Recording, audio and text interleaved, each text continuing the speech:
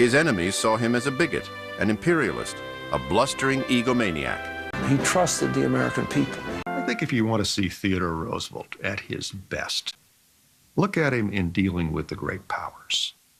He's very careful. He's very restrained. He's working to preserve the balance of power. The warring countries had at last agreed to a peace. For his efforts, he would be given a great honor, the Nobel Peace Prize. By the West African proverb he embraced during his governorship: speak softly and carry a big stick. He could not bring himself to admit publicly that he'd done a wrong thing. We stand at Armageddon and we battle for the Lord!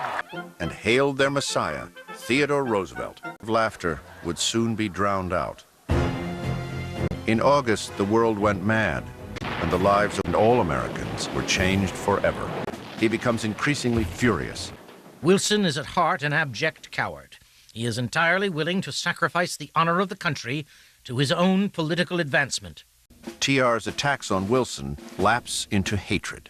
He is yellow, all through and through. Wilson runs on a slogan of, "He kept us out of war." When Roosevelt couldn't go to France himself, he sent his 4 sons in his place.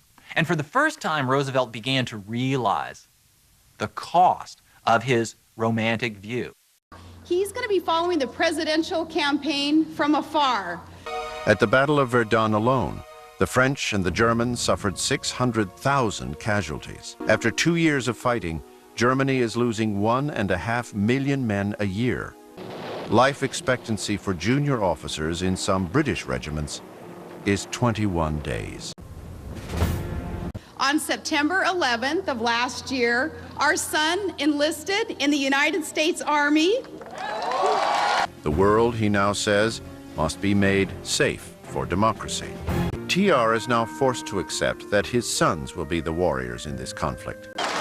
Track now serves in an infantry brigade, and on September 11th of this year, Track will be deployed to Iraq in the service of his country. Kermit joins the British forces in Iraq, and 18-year-old Quentin signs up for the Army's Air Squadron and becomes a fighter pilot. Everywhere he called upon Americans to commit themselves to the fight. No qualities stand on a level with those virtues which move the men of stout heart and strong hand who uphold the honor of their flag in battle. And like millions of other parents, Theodore and Edith worried about their 4 sons. The reporter returned holding a telegram. The news was crushing. Quentin's plane had been shot down behind enemy lines. TR's only response was, "Mrs. Roosevelt, how am I going to break it to her?" I think it was the biggest sorrow of their life. He never really recovered. It did remove some of the glory and patina of war that he had imagined before.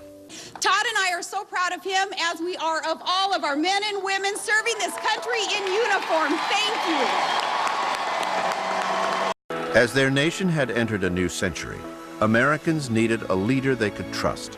He changed forever the way his countrymen thought about government and the protection and security it could provide.